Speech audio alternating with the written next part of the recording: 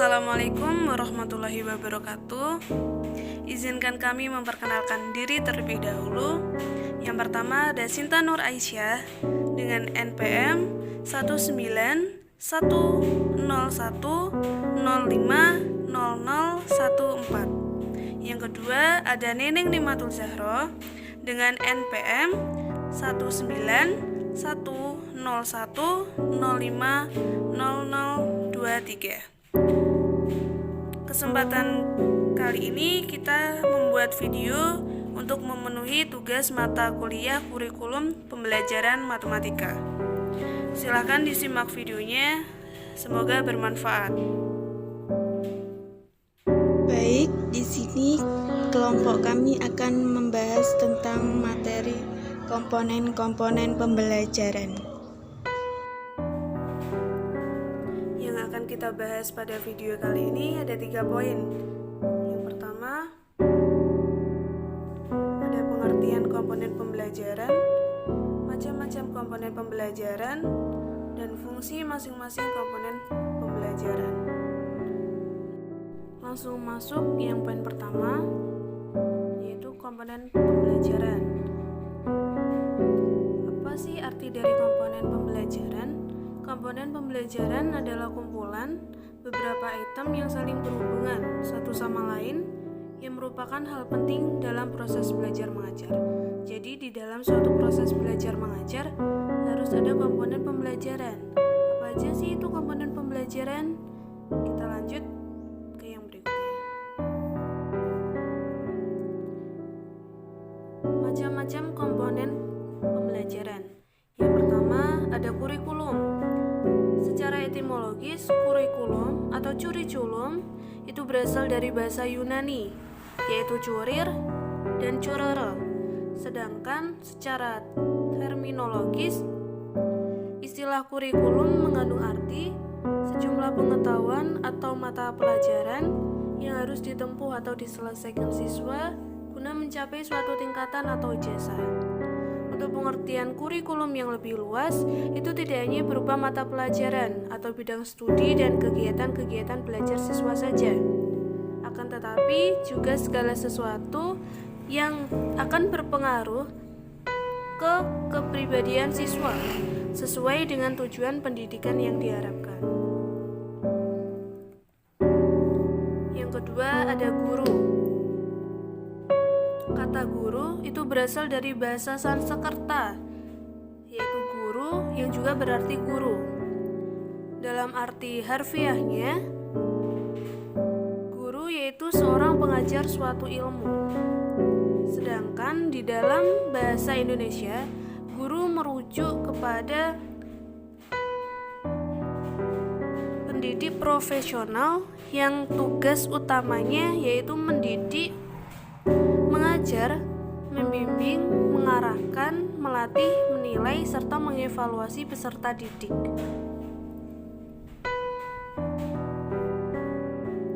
Yang ketiga ada siswa. Siswa atau murid itu biasanya digunakan untuk seseorang yang mengikuti suatu program pendidikan baik di sekolah ataupun lembaga pendidikan lainnya yang berada di bawah bimbingan seorang guru atau beberapa guru. Siswa bisa dikatakan objek sekaligus subjek.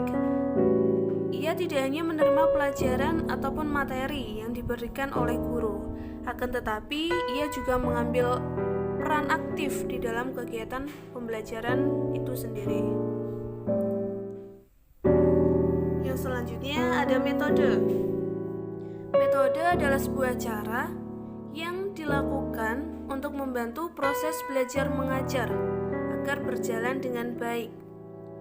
Ada beberapa metode yang bisa digunakan dalam proses belajar mengajar, yaitu ada metode ceramah, yaitu sebuah metode yang mana guru menyampaikan informasi dan pengetahuan secara lisan kepada sejumlah siswa pada umumnya yang bersifat pasif. Di sini siswa hanya berperan sebagai objek. Yang B, metode bertanya jawab. Metode ini berlaku jika guru memberikan pertanyaan, lalu siswa menjawab, atau bisa bekerja sebaliknya juga. Siswa yang bertanya, lalu guru yang menjawab, sehingga siswa di sini berperan sebagai objek sekaligus subjek. Yang C ada metode diskusi. Metode ini melibatkan siswa untuk membicarakan atau menemukan alternatif pemecahan suatu topik bahasan yang bersifat masalah atau problematis. Yang D, metode demonstrasi. Metode ini mengajar dengan cara memperagakan barang, kejadian, aturan, dan urutan melakukan sesuatu kegiatan baik secara langsung maupun melalui penggunaan media yang dianggap relevan dengan materi yang sedang diajarkan.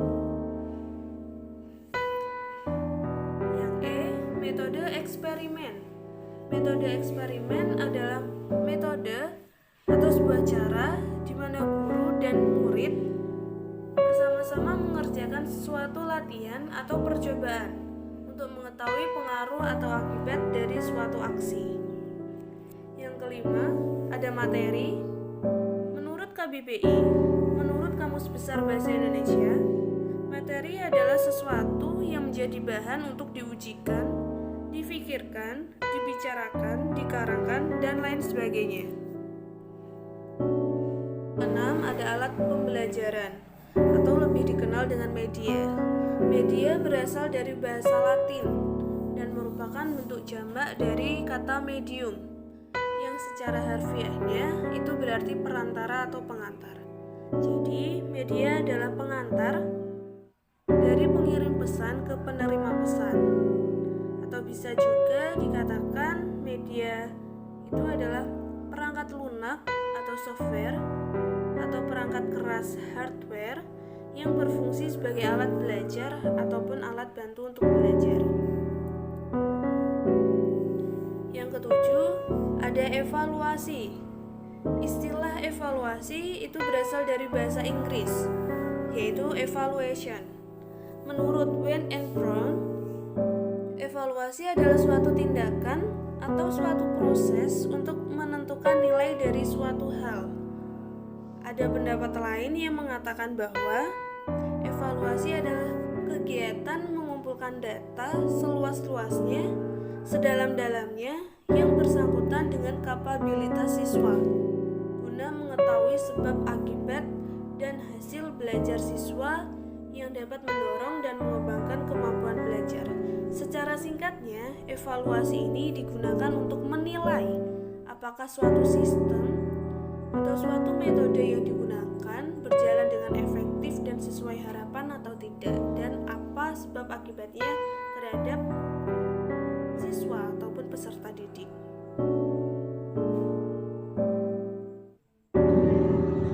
Baik, di sini saya akan menjelaskan mengenai fungsi masing-masing komponen pembelajaran. Yang pertama yaitu fungsi kurikulum. Fungsi kurikulum alat untuk mencapai tujuan pendidikan. Yang kedua, bagi kepala sekolah, kurikulum merupakan barometer atau alat pengukur keberhasilan program pendidikan di sekolah yang dipimpinnya. Yang ketiga, dapat dijadikan sebagai pedoman, patokan, atau ukuran dalam menetapkan bagian mana yang memerlukan penyempurnaan atau perbaikan dalam usaha pelaksanaan kurikulum dan peningkatan mutu pendidikan. Fungsi yang kedua yaitu fungsi guru. Fungsi guru yang pertama sebagai pendidik atau nurturer merupakan peran-peran yang berkaitan dengan tugas-tugas memberi bantuan dan dorongan atau supporter. Yang kedua, tugas-tugas pengawasan dan pembinaan atau supervisor serta tugas-tugas yang berkaitan dengan mendisiplinkan anak. Yang ketiga, sebagai modal atau contoh bagi anak. Yang keempat, sebagai pengajar dan pembimbing dalam pengalaman belajar. Yang kelima, sebagai administrator. Fungsi yang ketiga yaitu fungsi siswa. Sebagai objek, siswa yang menerima pelajaran, sebagai subjek, siswa ikut menentukan hasil belajar. Fungsi yang keempat yaitu fungsi metode. Yang pertama untuk mempermudah dan memperlancar proses belajar mengajar. Yang kedua membantu guru dalam menjelaskan berbagai macam materi kepada siswa. Yang ketiga membuat siswa menjadi aktif, berani, dan mandiri.